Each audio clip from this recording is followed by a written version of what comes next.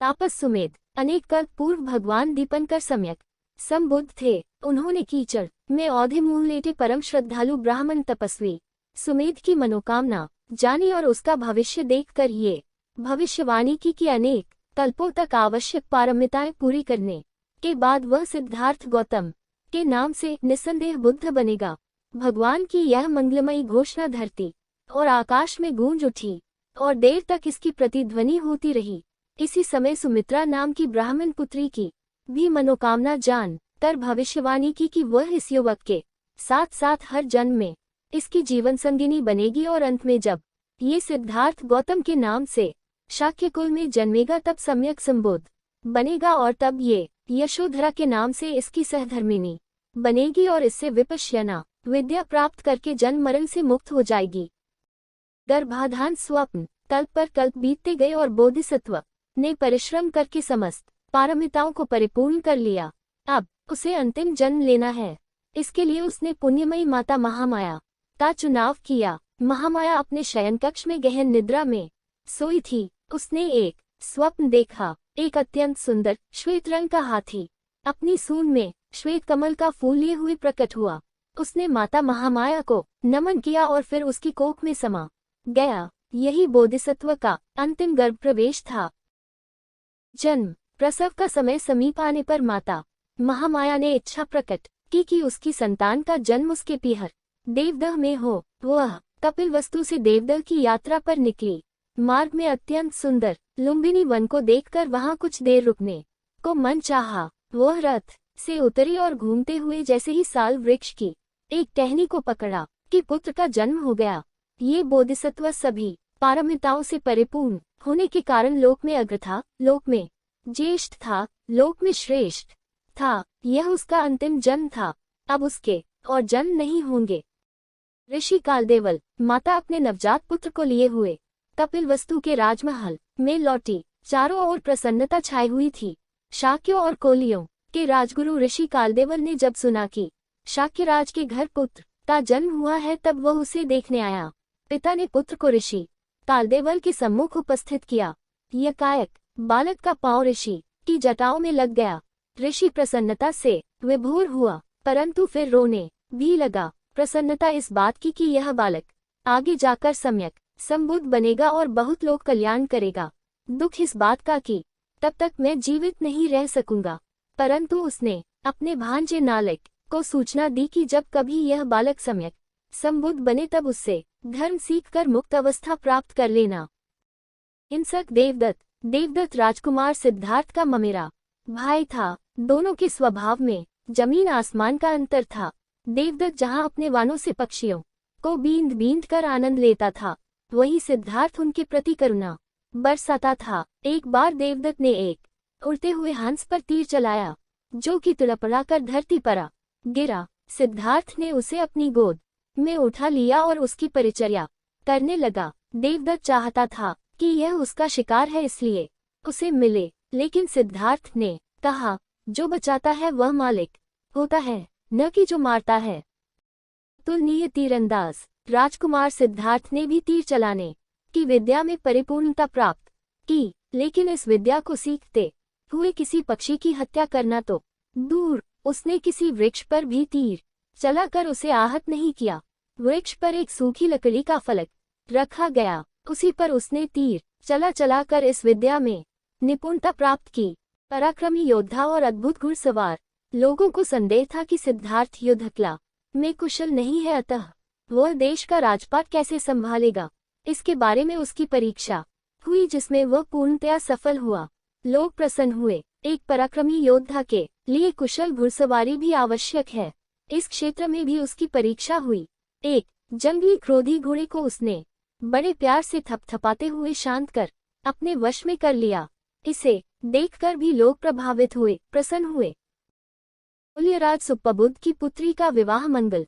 देवदल का कोलिया राजा सुप्पबुद्ध अपनी पुत्री यशोधरा के विवाह के लिए आतुर था। उसे राजकुमार सिद्धार्थ पसंद तो था, परंतु उसकी योग्यता पर संदेह था। वह जांचना चाहता था। जांच में पूर्णतया कुशल पाकर उसने अपनी पुत्री का विवाह राजकुमार सिद्धार्थ से कर दिया। 4 निमित्तों में से पहला निमित्त राजकुमार सिद्धार्थ बड़ा हुआ, परंतु उसे राजसी आमोद प्रमोद में कोई रुचि नहीं थी। एक बार जब वह कपिलवस्तु नगर के निरीक्षण हेतु निकला तब धर्म संवेग जगाने वाले कुछ निमित्त देखे। उसने देखा कि एक व्यक्ति बहुत बीमार पड़ा है। पूछने पर सारथी ने बताया कि बीमारी की ऐसी अवस्था सबको आती है। दूसरा निमित्त आगे चला तब देखा कि एक बूढ़ा आदमी लाठी के सहारे चल रहा है जिसकी कमर झुकी हुई है। सारथी ने बताया कि बुढ़ापे की ऐसी अवस्था सबको आती है। तीसरा निमित्त और आगे चला तब देखा कि कुछ लोग एक मुर्दे को जलाने के लिए मरघट पर ले जा रहे हैं। सारथी ने बताया कि ऐसा भी सबको होता है, सबको एक न एक दिन मरना ही पड़ता है। चौथा निमित्त और आगे चलकर उसने देखा कि एक श्रमण वृक्ष के नीचे बैठा ध्यानस्थ है। उससे कुछ देर बात करने पर राजकुमार के मन में वैराग्य जागा। मैं भी इसी प्रकार ध्यान में प्रवीण होकर सम्यक संबोधि प्राप्त करूंगा। इस निर्णय के साथ वह राजमहल लौट आया। गृह त्याग। राजकुमार सिद्धार्थ जब नगर निरीक्षण करके लौटा तब उसने सुना कि पत्नी यशोधरा ने पुत्र को जन्म दिया है। ये सुनकर उसने तत्काल निर्णय किया कि मुझे अभी गृह त्याग कर तपस्या में लगना है। परंतु घर छोड़ने के पहले वह अपने नवजात पुत्र का मुंह देखना चाहता था, इसलिए शयन कक्ष की ओर गया और वहां देखा कि यशोधरा अपने पुत्र के सिर पर हाथ रखे हुए गहरी नींद में सोई हुई है। उसे जगाना उचित नहीं समझा, इस कारण वह अपने पुत्र का मुंह पूरी तरह न देख सका। अतः निर्णय किया कि मैं जब सम्यक संबुद्ध बनकर कपिलवस्तु लौटूंगा तभी अपने पुत्र का मुंह देखूंगा। ये सोचकर वह गृह त्यागने के लिए उद्यत हुआ। श्रमण वेश धारण किया। अपने प्रिय घोड़े कंथक पर सवार होकर अपने सेवक और मित्र छंदक के साथ वह राजमहल के ही नहीं कपिलवस्तु नगर के भी बाहर निकल गया। आगे बढ़ता हुआ अनोमा नदी को पार करके ही वह रुका। वहां उसने अपनी राजसी वेशभूषा को त्याग कर गृह त्यागियों के गेरुए वस्त्र पहने और अपने सिर के बालों को स्वयं काटा। छंदक और कंथक को विदा करके वह तपस्या के लिए आगे यात्रा पर निकल पड़ा। मगध की यात्रा। उसका लक्ष्य मगध देश जाना था।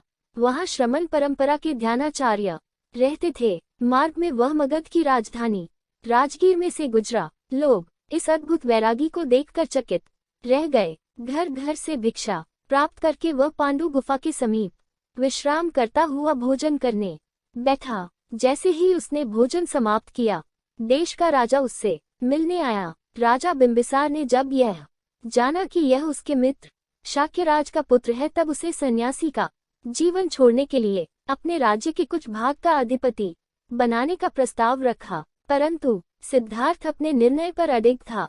उसने ये प्रस्ताव अस्वीकार किया और यात्रा पर आगे बढ़ चला।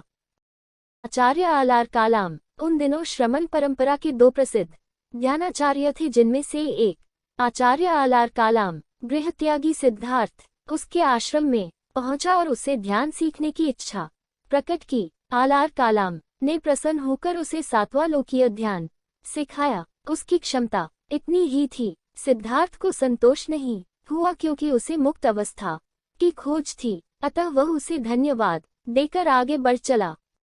उद्दक रामपुत। उन दिनों का दूसरा अत्यंत प्रसिद्ध श्रमण ध्यानाचार्य था उद्दक रामपुत गृह त्यागी। सिद्धार्थ उसके आश्रम में पहुंचा। वहां उसने 8वां लोकीय ध्यान संपन्न किया, परंतु इससे भी उसे संतोष नहीं हुआ। उसे इससे भी आगे लोकोत्तर अवस्था की अनुभूति प्राप्त करनी थी, जिससे कि जन्म मरण के भवसंसरण से मुक्ति प्राप्त हो। वह आचार्य उद्दक रामपुत को भी धन्यवाद देते हुए आगे बढ़ चला। पुष्करचर्या। उन दिनों उरुवेला का स्थान ध्यान के लिए बहुत प्रसिद्ध था। श्रमण सिद्धार्थ वहीं पहुंचा और ध्यान में बैठ गया। कपिलवस्तु के 5 ब्राह्मण ज्योतिषी भी उसे खोजते हुए वहां आ पहुंचे और वे भी उसके साथ तपस्या में लग गए। उन दिनों की एक प्रसिद्ध मान्यता थी कि शरीर को जितना जितना कष्ट दिया जाए उतने उतने कर्म संस्कारों की निर्जरा होती जाती है और अंततः नितांत मुक्त अवस्था सहज ही प्राप्त हो जाती है। सिद्धार्थ ने इसका कठोर प्रयोग किया। अन्न त्यागते त्यागते उसने अपने शरीर को सुखा सुखाकर कांटे जैसा बना लिया। वह अत्यंत दुर्बल हो गया। इस पर भी उसे लोकातीत अवस्था प्राप्त नहीं हुई, अतः उसने आहार ग्रहण करने का निश्चय किया। दुष्कर्चर्या का त्याग। जैसे ही उसने आहार ग्रहण किया, उसके 5 ब्राह्मण साथियों ने समझा कि यह अब तपभ्रष्ट हो गया है, अतः इसे सफलता प्राप्त नहीं होगी। ये सोचकर वे उसे त्याग कर चले गए। 5 स्वप्न। वैशाख शुक्ल चतुर्दशी की रात सोए हुए उसे 5 स्वप्न दिखे। पहला स्वप्न उसने देखा कि उसकी काया विराट होती जा रही है।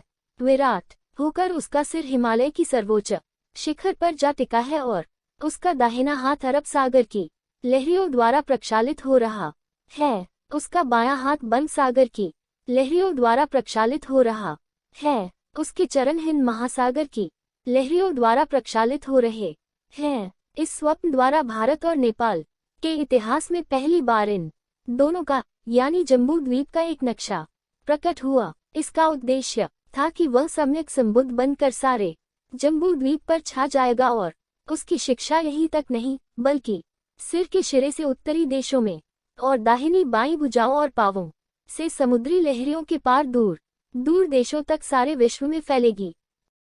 दूसरा स्वप्न। उसने दूसरा स्वप्न देखा कि उसकी नाभि से एक पौधा उत्पन्न हुआ है जो ऊपर की ओर उठते उठते आकाश तक पहुंच गया है। यह इस सच्चाई का प्रतीक था कि वह पृथ्वी के मनुष्यों को ही नहीं बल्कि आकाश के देवताओं को भी धर्म सिखाएगा। तीसरा स्वप्न। उसने देखा कि बहुत बड़ी संख्या में काले केशधारी और सफेद वस्त्रधारी लोग उसके समीप आकर उसे नमस्कार कर रहे हैं।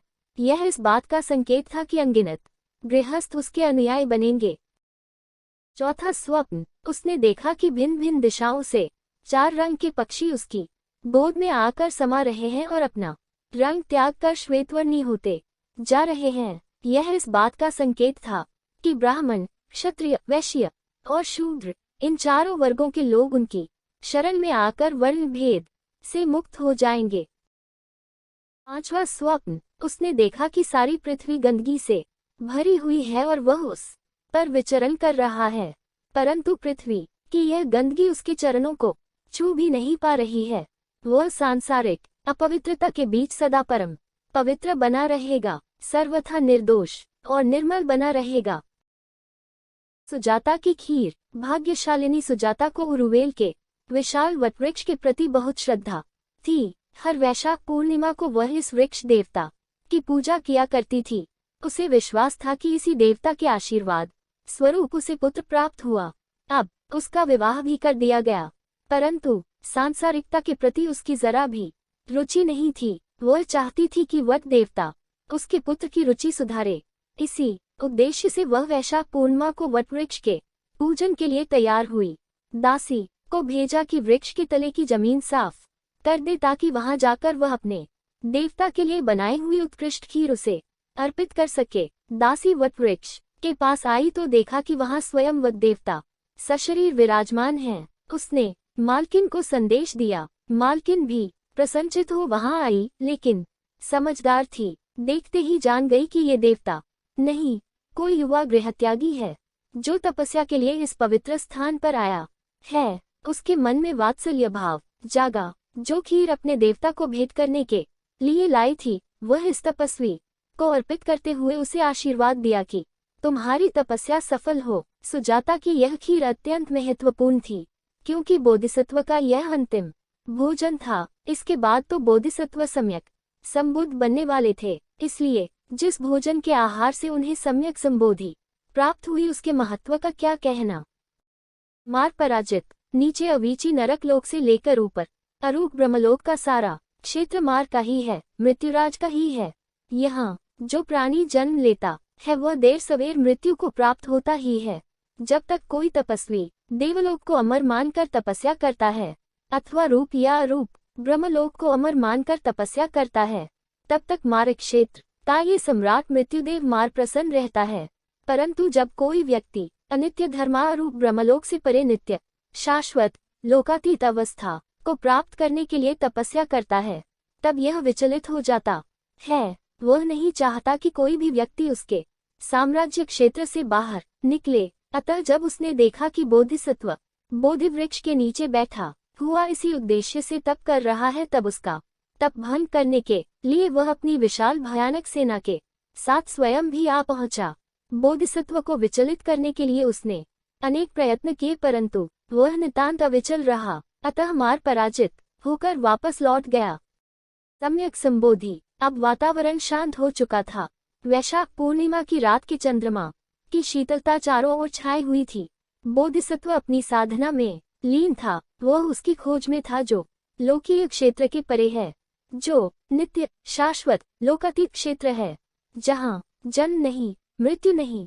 उसका साक्षात्कार कैसे हो, क्या विधि अपनाए? खोजते खोजते मन से जुड़ी हुई शारीरिक संवेदनाओं की अनुभूति होने लगी। विपश्यना जाग उठी। इनको समताभाव से देखते देखते जिसकी खोज थी वह अवस्था प्राप्त हो गई। यही बोधिसत्व की सम्यक संबोधि थी। कल्पों तक पारमिताओं को पूरा करते करते जिसे प्राप्त करना था, अंततः उसमें सफल हुआ। बोधिसत्व सम्यक संबुद्ध बना। उसके राग, द्वेष और मोह के संपूर्ण संस्कार भग्न हो गए।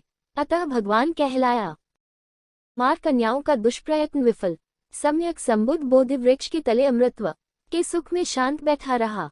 उधर हारे हुए मार को बहुत उदास देख कर उसकी कन्याओं ने उसे आश्वासन दिया कि भले उनका पिता सफल नहीं हुआ, पर वे सफल होंगी और तपस्वी को उसकी तपस्या से विचलित कर देंगी। वे सम्यक संबुद्ध के सामने पहुंची। भिन्न भिन्न प्रकार की आकर्षक भाव भंगिमाओं से और नृत्य गीत से उसे आकर्षित करने का प्रयत्न किया, पर वे भी असफल रही और निराश होकर अपने पिता के पास वापस लौट गईं। तपुस और भाल्लिक सम्यक संबुद्ध बोधिमन के क्षेत्र में ही 7 सप्ताह तक मोक्ष सुख का अनुभव करते हुए विराजमान रहे। उस समय ब्रह्मदेश का सौभाग्य जागा। उस देश के 2 व्यापारी तपुस और भाल्लिक व्यापार के सिलसिले में भारत आए हुए थे और इसी प्रदेश से गुजर रहे थे। उन्होंने सम्यक संबुद्ध को देखा तो श्रद्धा विभोर होकर उन्हें नमन किया और अपने साथ लाए हुए म्यम्मा के चावल मधु से बने लड्डू उन्हें अर्पित किए। सुजाता की खीर के बाद 7 सप्ताह बीतने पर सम्यक संबुद्ध का ये पहला भोजन था। तपुस और भाल्लिक भाग्यशाली हुए। उन्हें भगवान ने पंचशील दिए और उनके आग्रह पर अपने सिर के 8 केश गुच्छे दिए, जिन्हें लेकर वे अपने देश लौटे। वहां के शासक और निवासियों ने अत्यंत श्रद्धापूर्वक उन्हें श्वेतगोन पर्वत पर स्तूप बनाकर सन्निधानित किया। म्यम्मा का भाग्य जागर। कृतज्ञ संबुद्ध उपक। सम्यक संबुद्ध के मन में कृतज्ञता जागी और विपश्यना का यह अनमोल रत्न अपने प्रथम 2 आचार्यों आलार कालाम और उद्दक रामपुत को देना चाहा, लेकिन देखा कि वे दोनों मृत्यु को प्राप्त होकर अरूप ब्रह्मलोक में जन्मे हैं। वहाँ शरीर नहीं होता, केवल चित्त होता है। विपश्यना के लिए शरीर और चित्त दोनों का सहयोग आवश्यक है। तब ये कल्याणकारी विद्या किसे दे? कृतज्ञता का भाव उन 5 ब्राह्मण ज्योतिषियों के प्रति जागा, जो पिछले 6 वर्षों तक उनके साथ तपस्या करते हुए उनकी सेवा करते रहे। किसी ब्रह्मवश अंत में उन्हें छोड़कर चले गए। ध्यान से देखा तो पाया कि वे वाराणसी के इसिप्तन मृगदाव में ठहरे हुए हैं। अतः उस ओर चल पड़े। रास्ते में उपक नामक एक नग्न आजीवक मिला, जो उनके चेहरे की आभा देखकर बहुत प्रभावित हुआ और ये जानकर प्रसन्न हुआ कि यह व्यक्ति जिन हो गया है, सम्यक संबुद्ध हो गया है। उसने पूछा कि किस गुरु की शिक्षा से आप सम्यक संबुद्ध हुए? भगवान ने उत्तर दिया, मेरा कोई गुरु नहीं। जो स्वयं बुद्ध होता है वही संबुद्ध कहलाता है। उसका कोई गुरु नहीं होता। उपक को ये बात समझ में नहीं आई। वह मुंह मोड़कर चल दिया। लेकिन बहुत वर्षों बाद वह फिर भगवान के पास आया और उनसे विपश्यना विद्या सीखकर मुक्त अवस्था प्राप्त की। धर्म चक्र प्रवर्तन। भगवान अपने 5 साथियों को धर्म बांटने के लिए मृगदाव यानी आज के सारनाथ पहुंचे। एक बार तो उन साथियों के मन में आया कि यह व्यक्ति तपभ्रष्ट हो चुका है, इससे हम क्या सीखेंगे। परंतु समीप आने पर उसके मुखमंडल की अपूर्व तेजस्विता देख कर विश्वास हो गया कि इसे अवश्य सम्यक संबोधि प्राप्त हो गई है। तब भगवान ने उन्हें धर्म देशना दी।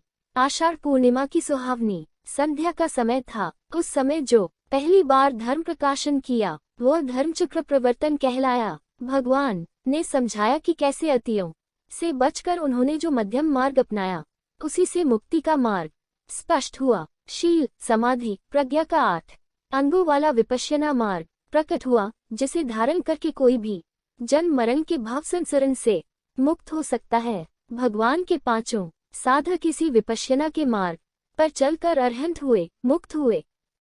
यश और उसका पिता प्रातःकाल भगवान के चंक्रमण करते समय इसिप्तन मृगदाव के बाहर से आवाज आई, हाय देख, हाय संताप। भगवान ने उसे पहचाना। वह यश था, उस सुजाता का पुत्र जिसने उन्हें संबोधि प्राप्त होने के पहले खीर का दान दिया था। भगवान ने उसे भीतर बुलाया, विपश्यना धर्म सिखाया, जिससे उसका दैख दूर हुआ, संताप दूर हुआ, सुख मिला। वह श्रोतापन हो गया। इसी समय यश को खोजता हुआ उसका पिता वहां आ पहुंचा। भगवान ने उसे भी उपदेश दिया। वह भी उपदेश सुनते सुनते, विपश्यना करते करते श्रोतापन अवस्था को प्राप्त हुआ और इसी उपदेश को सुनते सुनते यश अरहंत अवस्था को प्राप्त हुआ।